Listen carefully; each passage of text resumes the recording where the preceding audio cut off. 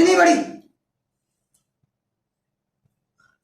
इनकी संगत है, लेकिन ये बराबर तो जानते हो कैसे हुआ? क्योंकि ये समझ गए, क्योंकि हम आप फंसे हैं। कहाँ फंसे हैं? माया के चक्कर में फंसे हैं। अभी एक टाइम भूखा रहने पड़ जाए तो कहेगा छोड़ो भगवान। कहते हैं कि भूखे भजन हो न गोपाला, लियो अपन कंठी माला। ये भूखे भजन कुछ नहीं होगा, भूखे में भगवान भी अच्छे नहीं लगते हैं। तो जब तक हमारा पेट नहीं भरेगा, जब तक हमारे घर में सुख शांति नहीं रहेगी, जब तक हमारे घर में टेंशन नहीं खत्म होगा, तब तक भगवान भी अच्छे नहीं लगते हैं। तो जो समय के महापुरुष आए, जो बाबा उमाकांत जी महाराज आए, इन्होंने क्या किया?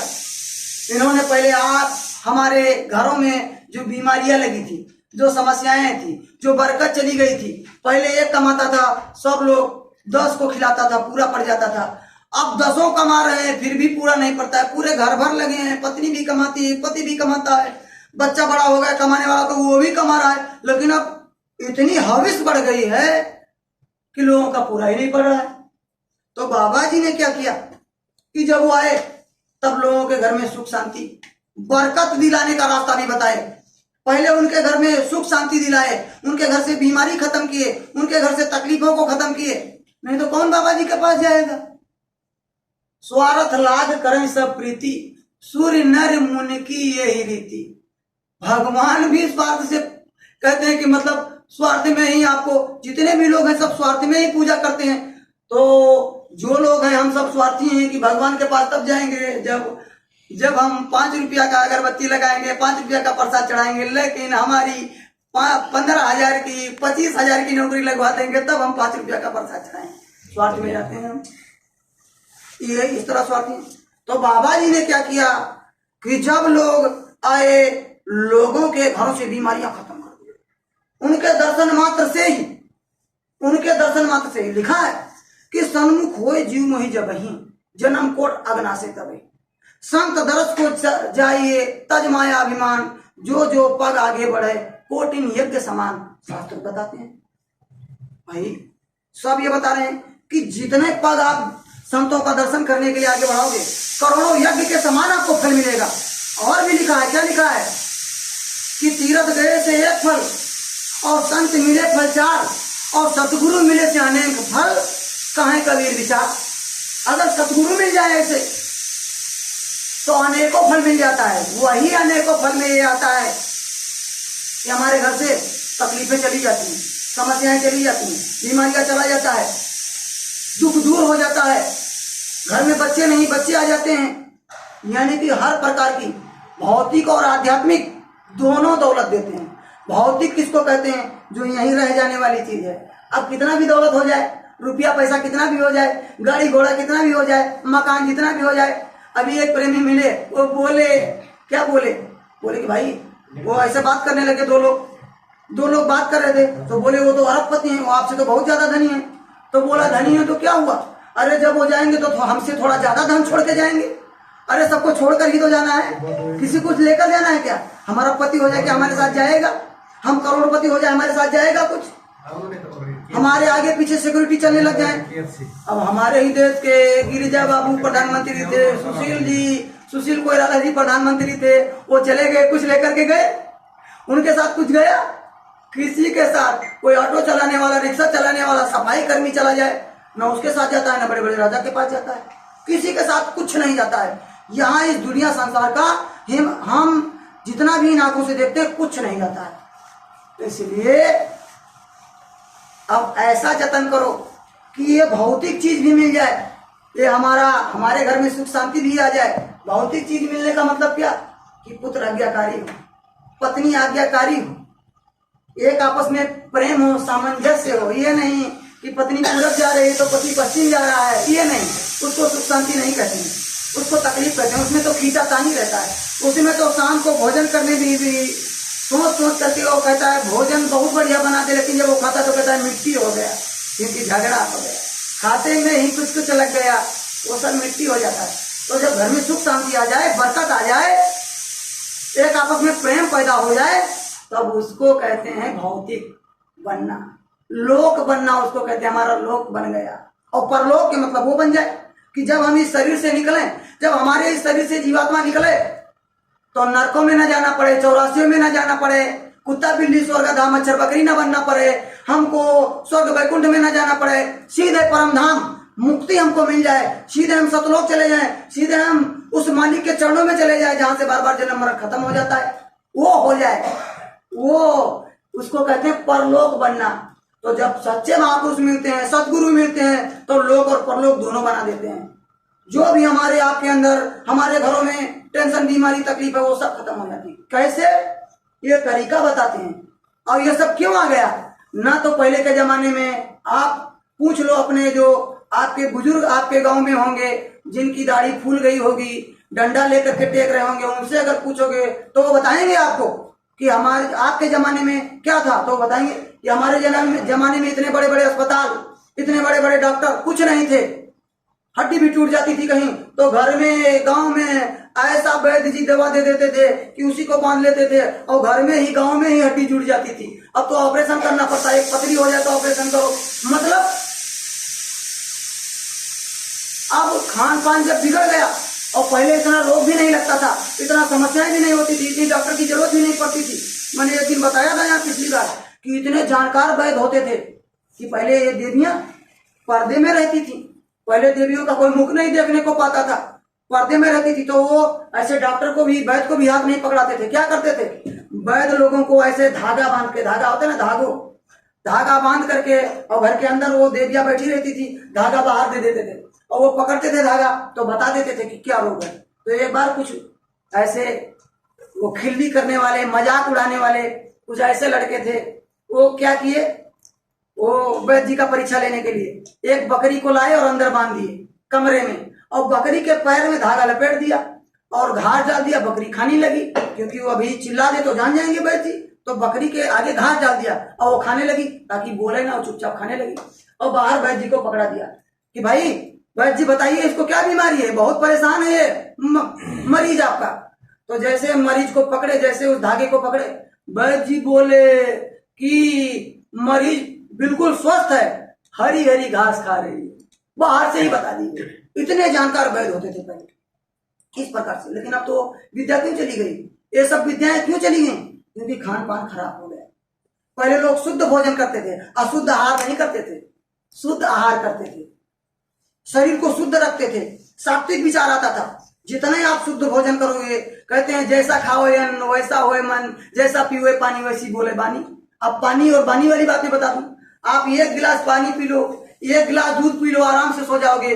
और किसी को एक गिलास अल्कोहल पिला दो, एक गिलास रम पिला दो, एक गिलास दारू पिला दो, एक गिलास बियर पिला दो, कुछ ना कुछ उल्टा सीधा जरूर बोलेगा। और हमारे उधर तो कितनी देवियां दुखी हैं, रोज पी करके आते हैं, झगड़ा लड़ाई करते हैं, गाली देते हैं, मारते, मतलब इससे बुद्धि भी खराब होता है। इसलिए है पानी दोनों, एक तो पानी है और एक दूसरा पानी वो भी है। एक शराब भी पानी है, इधर दूध भी पानी जैसा है। हम एक ही है, लिक्विड वो भी है, लिक्विड ये भी है, तरल पदार्थ वो भी है, तरल पदार्थ ये भी है, लेकिन फर्क कितना है। इसलिए अशुद्ध चीज का ग्रहण आप मत करो। बाबा जी कहते हैं शुद्ध चीज को खाओगे, अच्छे विचार आपके अंदर आएंगे। अशुद्ध चीज खाओगे, बुरे विचार आपके अंदर आएंगे।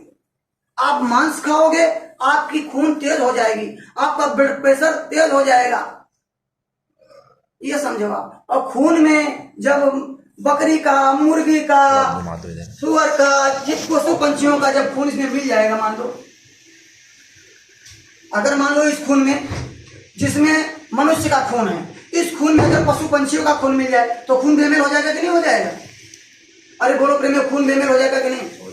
अभी किसी का एक्सीडेंट हो जाए और उसी का सगा बाप जाए, मान लो मेरा एक्सीडेंट हो गया और मेरे पिताजी आ जाए और बोले कि भाई ये मेरा लड़का है, मेरा ब्लड इसको चढ़ा दो, इसको ब्लड की कमी हो गई है, तो डॉक्टर चढ़ा देगा डायरेक्ट?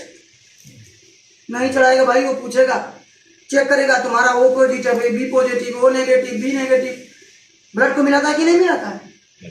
तो जब आप बताओ भैया कि जब मनुष्य का सगा बाप, सगा भाई, सगी माँ की खून नहीं मिलता है, ब्लड रगत नहीं मिलता है, तो भाई पशु पंछी का और मनुष्य का रगत मिलेगा क्या? बेमेल होता है। और जब हम उसको खा लेते हैं तो तरह तरह के रोग बीमारी आ जाती है। इसलिए बाबा जी कहते हैं देखो परमार्थ की सीढ़ी उस भगवान से मिलने का, देखो जो बाहर मंदिर बना है, मैं आपको और एक बात बता देता हूँ, जो बाहर मंदिर बना है उसको किसने बनाया? हम आप जैसे कारीगरों ने बनाया, कोई इंसान नहीं तो बनाया। लेकिन इस मंदिर को किसने बनाया? इसको कोई इंसान बना सकता है?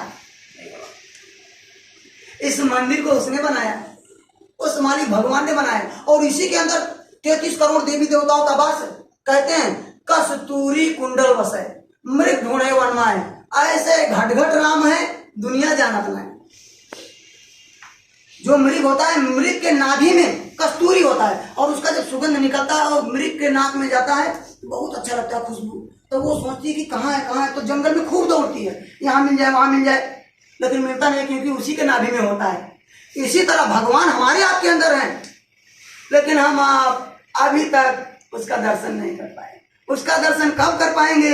जब सच्चे महात्मा मिलेंगे। अब आप बताओ, अब आप एक बात बताओ, ये कि अगर मंदिर में कोई गंदा डाल दे, मंदिर में कोई टट्टी पेशाब डाल दे, मंदिर में कोई खून डाल दे, मंदिर में कोई मांस का टुकड़ा डाल दे, तो कोई पूजा करेगा? अरे भाई यहाँ तो बहुत गंदगी है। तो जब उस मंदिर में कोई पूजा नहीं करेगा, जहाँ गंदगी होगा, उस मंदिर में गंदगी हो जाए, वहां पर भगवान नहीं रहेंगे, वहां कोई पूजा नहीं करेगा। तो जब इस मानव मंदिर को उस भगवान ने बनाया है, इस मानव मंदिर में आप गंदगी डाल दोगे तो भगवान आपको मिलेगा? नहीं मिल सकता। ये बात आप समझ लो। इसलिए बाबा जी कहते हैं कि आप इस मनुष्य मंदिर को गंदा मत करो, आप इस मनुष्य मंदिर को साफ सुथरा स्वच्छ रखो, तब इससे वो मिलेंगे, इससे बुद्धि विचार अच्छे आएंगे। पहले के लोग कहते हैं कि ब्राह्मण का बुद्धि तीक्ष्ण होता था। लोग कहते हैं, आप जान लो क्यों होता था? क्योंकि वो लोग शाकाहारी रहते थे, ब्रह्मचर्य का पालन करते थे। ओ ब्रह्म जाने सो ब्रह्मणा, कहते हैं कि वो ब्रह्म को प्राप्त कर लेते थे ब्राह्मण को। और जब से लोग खान पान खराब कर लिए, तब से जाओ ब्राह्मण से मिलो, जो लोग खाते पीते हो, उनके अंदर वो बुद्धि विचार नहीं रहेगा, उनके अंदर वो भावना नहीं रहेगी, उनके अंदर वो तेज नहीं रहेगा सात्विक विचार वाला। और जो शाकाहारी हो उसके चेहरे पर ही नूर होता है, तेज होता है। आपको मैं बता दूं कि मांसाहारियों को रोग भी बहुत लगता है। अब मैं चैलेंज करके आपको बता सकता हूं, कैसे? प्रैक्टिकल करके आप देख लो, मैं तो बता दूं। किसी भी अस्पताल में चले जाओ, आप किसी भी समय आप प्रैक्टिकल कर लो, मैं तो चैलेंज करके बताता हूं ये बात कि आप चले जाओ और सुबह से शाम तक खड़े हो जाओ, सुबह से शाम तक खड़े हो जाओ, जितने भी वहां पर मरीज आवे, जितने भी पेशेंट आवे, केवल एक ही बात पूछो, आर यू वेजिटेरियन और नॉन वेज? पूछ लो केवल कि आप वेजिटेरियन हैं, आप शाकाहारी हैं या मांसाहारी हैं, आप शाकाहारी भोजन लेते हैं मांसाहारी लेते हो। वो खुद शाम को आपको रिजल्ट आ जाएगा। जितने मरीज आएंगे आप कैलकुलेशन कर लो, मुश्किल से 2-4-5% शाकाहारी लोगों को रोग आपको मिलेगा, नहीं तो ज्यादा से ज्यादा मांसाहारी में कोई रोग नहीं मिलेगा। इसलिए बाबा जी हमारे ये कहते हैं, आपसे प्रार्थना करते हैं कि आप अशुद्ध आहार को त्याग दो और अच्छा भोजन करो, जिससे आपके घर में सुख शांति आ जाएगी, बरकत आ जाएगी। और अगर सच्चे महात्मा आप उसका खोज कर लिया आपने, और मिलने से रास्ता जैसे राजा जनक ने खोज लिया, ऐसे अगर आपके अंदर चाह जग गई तो वो मिल जाएगा। और आपसे लोक और परलोक दोनों बनाने वाला महात्मा जब मिल जाएगा तो यहाँ का भी बना देगा और आपको परलोक का भी दिखा देगा, उस मालिक से भी मिला देगा। तो अच्छा सोच, अच्छी विचार हमेशा रखना चाहिए। देखो कहते हैं संगत अच्छे लोगों का करना चाहिए, नीच का नहीं करना चाहिए, गंदे लोगों का नहीं करना चाहिए। कि जो डूबा है, खुद नाली में डूबा है, अब आप जाओगे तो नाली में, तो नाली तो गंदगी लगेगी ही ना। कहने का मतलब, कहते हैं संगत से गुड़ होए, संगत से गुड़ जाए, बांस पांस और मिश्री एक भाव बिकाए। जैसी संगत करोगे आप, उसी तरह से गुण आपके अंदर आएगा। आप एक अच्छे विचार वालों से के संगत में रहोगे तो अच्छे विचार आपके अंदर आएंगे। आप चले जाओ एक चोर के साथ बैठने लग जाओ, व्यभिचारी के साथ बैठने लग जाओ, तो उसी तरह का विचार आपके अंदर आएगा, उसी तरह का वो बात सिखाएगा। इसलिए हमेशा अच्छी संगत करना चाहिए, अच्छे लोगों के साथ उठना बैठना चाहिए और अच्छा भोजन करना चाहिए। ये बात बाबा जी बताते। अब मैं एक छोटा सा दृष्टांत आपको सुनाऊंगा। एक राजा थे, उनके अंदर भी ऐसे जिज्ञासा थी जैसे आज आप लोग आए हो।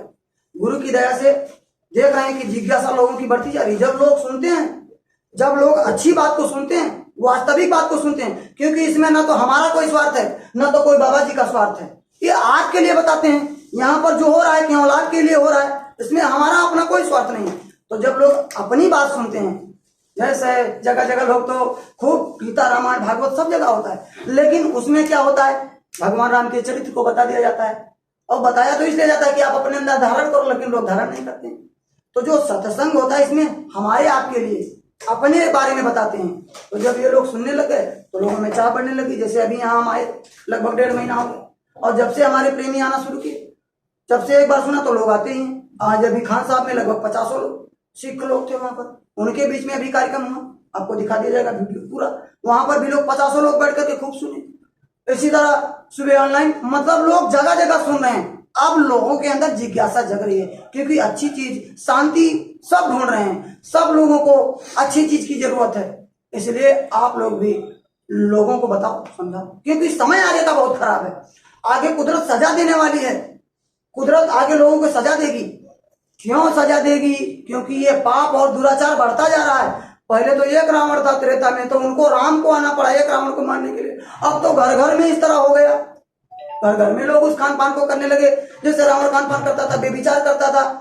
लिखा है, उत्तम कल्पुरुष करना थी, शिविरंच पूजे वो बाती, 1 लाख पूछ 100 लाख नाती था, रावण घर दिया ना बाती। उच्च कुल खानदान का था, पूरा ऋषि का नाती था, लेकिन उसको राक्षस कहा गया। क्यों? उसके खान पान की वजह से, उसके चाल चलन की वजह से। वो चरित्रहीन था, चरित्रशाला उसके अंदर नहीं थी।